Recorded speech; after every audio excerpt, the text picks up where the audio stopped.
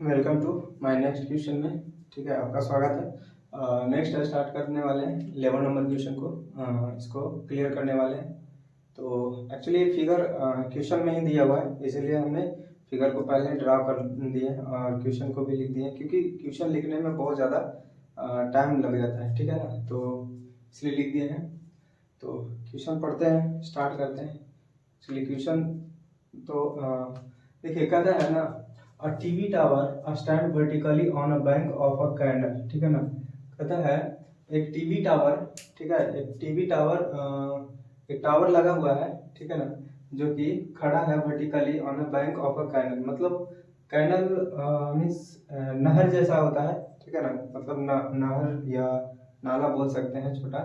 तो ये जो है जो ये एक इस नहर के किनारे एक जहाँ पर बहुत सारा पानी है, उस किनारे एक टीवी टावर लगाया गया है। तो ये इसको हम मान लेते हैं TV tower.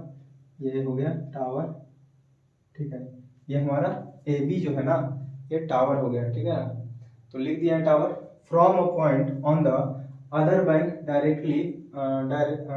Directly opposite the tower. ठीक है, जस्ट इसके अपोजिट में, ठीक है ना, जस्ट इसके अपोजिट में, ठीक है, ये टावर के अपोजिट में कहता है the angle of elevation of the top of the tower is 60 degree. जो फर्स्ट में जो ये टावर का जो एंगल बनाता है, एलिवेशन ऑफ द एंगल, वो 60 डिग्री बनाता है। ठीक है ना, क्योंकि क्वेश्चन के साथ ही हमारा ये फिगर दिया हुआ था, इसलिए हमने फिगर को लिख दिए हैं। ठीक है, फ्रॉम एन अदर पॉइंट, फिर कहता है कि इस पॉइंट का जो फर्स्ट पॉइंट था हमारा, ये पॉइंट था, ठीक है ना, तो कहता है from an other point 20 meter away from this point on the line joining. जो हमारा फर्स्ट था, इससे 20 मीटर पीछे हटने पर और थोड़ा सा इधर आने पर हमारा 20 मीटर, कितना देख लीजिए, 20 मीटर हमको और पीछे आने पर, जब this point two the foot of the tower the angle of elevation is the top of the tower is 30 degree. तो ये हमारा कितना हो गया, 30 डिग्री हो गया। तो हम 30 डिग्री लिख दिए। ठीक है ना, find the height of the tower and the width of the canal. मतलब यहाँ से ये जो कैनल की डिस्टेंस है, यहाँ से यहाँ निकालना है, और ये हाइट ऑफ द टावर निकालना है। मीन्स यहाँ पर हमको दो आंसर को फाइंड आउट करना है। ठीक है, तो चलिए निकालने का कोशिश करते हैं, निकालते हैं। देखिए, हमको निकालना है, ये तो दोनों के लिए सेम हो जाएगा। हम इसको क्या कर लेते हैं, इसको x मान लेते हैं। ठीक है, और अब सबसे पहले हम क्या करेंगे, तो ये हमारा क्या हो जाएगा, p हो जाएगा। सबसे पहले हम कोई ट्रायंगल एक ले लेते हैं, कोई ट्रायंगल में चलेंगे तो ए बी सी में चलेंगे। तो यहाँ पे लिख देते हैं इन a triangle A B C. ठीक है, ए बी सी में चलेंगे तो ये हमारा थीटा का काम करेगा, थीटा के सामने p हो जाएगा और ये हो जाएगा b। तो ए बी सी में चलेंगे ना, तो b का वैल्यू x रखेंगे। यहाँ पर लिखेंगे tan theta is equal to p by b. और tan कितना डिग्री हो जाएगा, तो यहाँ पर हो जाएगा tan theta is equal to p का वैल्यू जो हो जाएगा हमारा, p को p ही रहने देंगे, लेकिन b का वैल्यू जो हो जाएगा, ये b का वैल्यू हो जाएगा हमारा x, क्योंकि x माने है ना b का वैल्यू, तो x लिख देते हैं। आप b को b भी रहने दे सकते हैं, लेकिन दिक्कत हो जाएगा ना यहाँ पर। ठीक है, तो b का वैल्यू कितना माने x, तो x लिख दिए हैं। अब यहाँ पर क्या करेंगे, tan कितना डिग्री था मेरा, 60 डिग्री है ना इसमें ए बी सी में, तो यहाँ पर हम 60 डिग्री कर लेते हैं। tan 60 डिग्री का वैल्यू होता है √3/1, या √3 भी लिख सकते हैं आप। तो √3 is equal to p by x. Cross multiplication करेंगे तो p इज इक्वल टू हो जाएगा x√3। ये हमारा हो गया इक्वेशन फर्स्ट। तो हम p का वैल्यू यहाँ पर निकाल चुके हैं। ठीक है, चाहे तो आप x का भी वैल्यू यहाँ पर पुट कर सकते हैं। ठीक है, अब यहाँ पर हम क्या करेंगे, देखिए यहाँ से यहाँ तक का हमारा पूरा डिस्टेंस कितना हो जाएगा, हम यहाँ पर लिख सकते हैं 20 प्लस x। ठीक है, अब इना ट्रायंगल हम दूसरे ट्रायंगल में चलेंगे, बड़ा वाला ट्रायंगल में। इना ट्रायंगल ए बी डी, हम किस में चल रहे हैं, ए बी डी में, मीन्स बड़ा वाला ट्रायंगल में चल रहे हैं। तो बड़ा वाला ट्रायंगल के लिए यहाँ से यहाँ तक पूरा b का काम करेगा। थीटा के सामने p सेम रहेगा, लेकिन b का वैल्यू क्या हो जाएगा, चेंज हो जाएगा। b का वैल्यू हमारा ये हो जाएगा इस बार, क्योंकि ए बी डी में चल रहे हैं बड़ा वाला। तो लिखेंगे फॉर्मूला क्या होता है, tan थीटा बराबर p बाई बी। ठीक है, तो चूंकि पहले ही बताया था कि बहुत ज़्यादा क्वेश्चन ये tan पर ही सॉल्व होने वाला है, तो tan पर सॉल्व करें तो tan कितना डिग्री लेंगे, 30 डिग्री इस बार हो जाएगा, बराबर p का वैल्यू नहीं पता, और p का वैल्यू कितना इस बार 20 प्लस एक्स। लेकिन एक चीज़ का ध्यान रखिए, 20 प्लस एक्स लिख दिए। यहाँ पर हम p का वैल्यू निकाल चुके हैं, तो यहाँ पर हम पुट कर सकते हैं, ठीक है ना। तो एक स्टेप और लिख देते हैं, tan 30 डिग्री का वैल्यू होता है 1/√3 बराबर p बाई 20 प्लस एक्स हो जाएगा।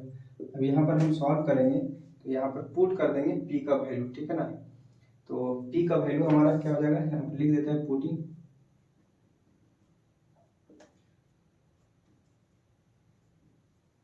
पुटिंग द वैल्यू, क्या लिख दिए हैं यहाँ पर, पुटिंग द वैल्यू। अब putting the value means p का वैल्यू हम यहाँ पर p का वैल्यू पूरा x√3 यहाँ पर हम पुट करने वाले हैं, ठीक है। या हो सकता है अभी एक स्टेप और लिख देते हैं, ज़्यादा बेटर रहेगा हमारे लिए। तो क्रॉस मल्टीप्लीकेशन करेंगे तो ये हमारा हो जाएगा p√3 is equal to 20 plus x हो जाएगा, ठीक है। तो यहाँ पर हम क्या कर रहे हैं, अब यहाँ पर लिख देते हैं putting the value,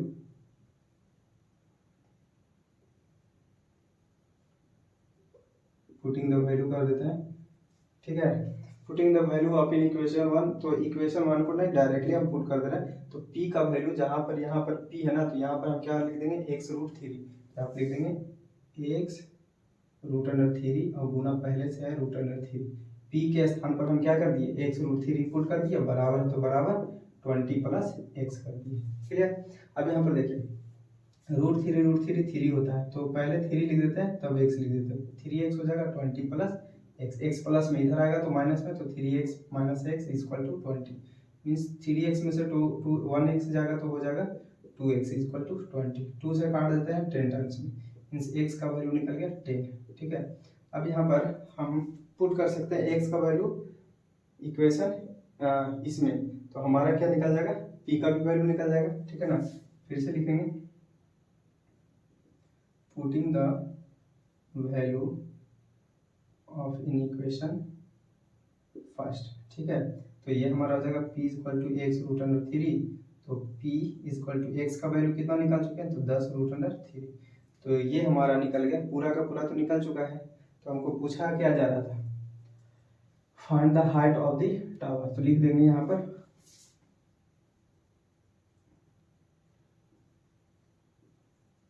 height of the tower is equal to निकल गया, तो टावर का हाइट कितना निकला है, AB, p का वैल्यू कितना निकला 10√3। और क्या पूछा जा रहा था, वाइड पूछा जा इसका विड्थ पूछा जा रहा था, चौड़ाई पूछा जा रहा था, कैनल का चौड़ाई, तो लिखेंगे the width of the canal, लिख देते हैं यहाँ पर।